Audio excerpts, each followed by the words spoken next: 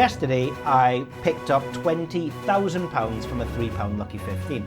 My name is Tom Brownlee from bookiebashing.net. In these videos, we do deep dives into the analytics and the edges of profitable betting. Now, in this video, I just wanted to have some musings about what happened yesterday, mostly as a bit of a retort to some extraordinary feedback that I got on X, because I posted the story of picking this up on X. Didn't think it was that interesting a story, didn't think it would get that much traction. I would say 90% and more of the comments suggest that this is a fabrication.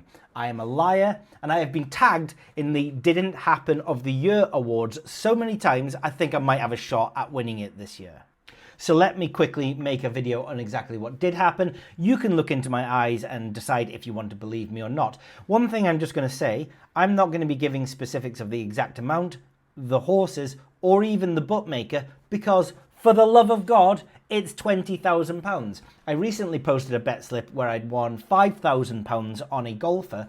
Somebody screenshotted that bet slip, and then they tagged the bookmaker in question, and they tagged me, and they suggested to the bookmaker that they do not want to pay me out. And that was before I'd gone and picked it up. What an unnecessary amount of anxiety that is. And so now I'm just going to be a little bit more careful.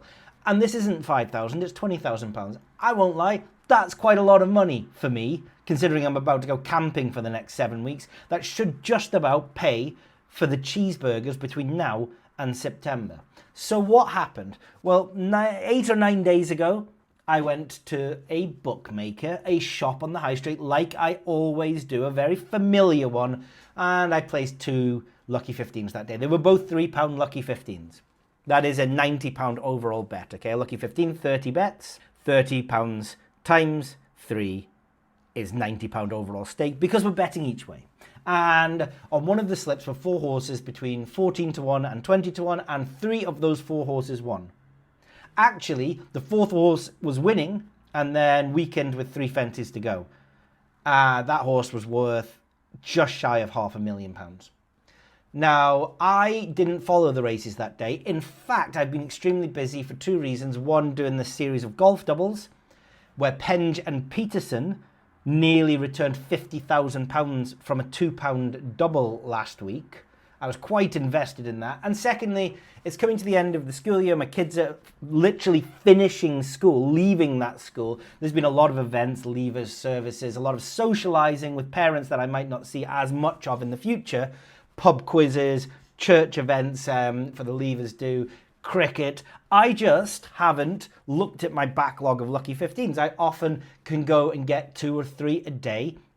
Sometimes I check the results if it's quiet, and often I'll just put them in a pile, and I've got maybe a pile of 10 of them that I haven't checked. And when I get round to going to the shops, I just go into the shop and ask how they're doing. And going into this shop, trying to put some new Lucky 15s on, all of a sudden there's feedback.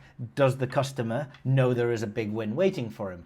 And then through chatting to the staff, the staff were aware of the first 3 winners, and it doesn't always happen, but it was win, win, win in time sequential order, and were very invested in the last 4th horse.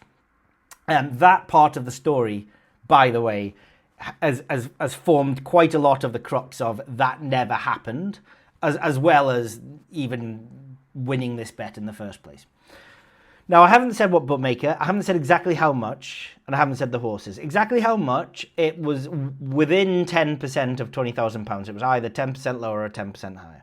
But I just don't feel the need to share it. Maybe far down the line in the future I will, but it seems like an unnecessary risk, especially at the moment the money hasn't actually hit my bank account. I got some of it in cash, I got the rest of it sent to the bank account, and you know, I wouldn't mind that money in my bank account before even discussing it in any more detail. But actually, why do I have to discuss it in detail? 3 or 4 horses winning isn't proof of a winning system. I've been doing this long enough that these things have happened in the past. I've got a dashboard with 200,000 historical horses, and I've done a video on 45,000 Lucky 15s. Those kind of should be more proof of the potential of a strategy like this.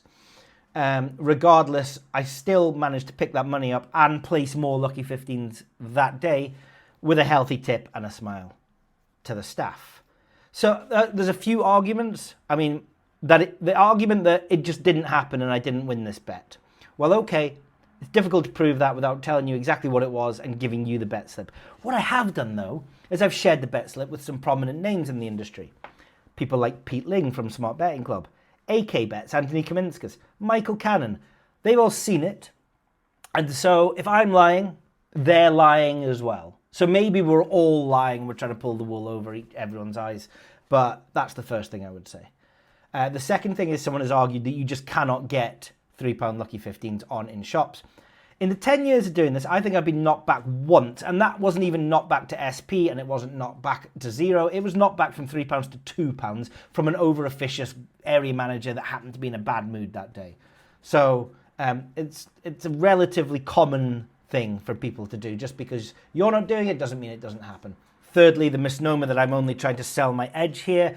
Go and do this with your own edge, find your own edge in horses. I can only talk about mine. It is for sale. And the argument that if it was a real edge, I wouldn't sell it and I would keep it to myself doesn't stand up. That is a logical fallacy 101, because in the next 7 weeks, I'm not going to be placing any bets. And even if I was, there's so much at bookie bashing. There's tens of thousands of fair odds and markets on there. I don't have the bankroll to maximize that anyway. And even if it was just horses, I don't have the bankroll to maximize it anyway. I'd need 8 figures bankroll. I don't have it. I bet lower these days than I used to. I'm not ashamed to say that. It's a logical fallacy to think that once you've got an edge, you keep it to yourself and you end up with infinite pounds. That's not true either. So why did I share this story? Well, it was an unusual thing to happen. I only placed 2 £3 Lucky 15s that day. One of them won £20,000 plus or minus 10%.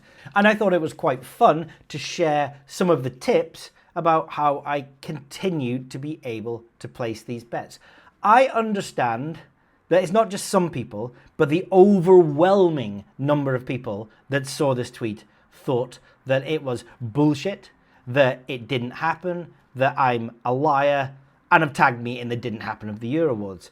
I also find it surprising and amazing. You can look into my eyes and believe me through this video, or choose to think that I've got an agenda and a reason for doing it.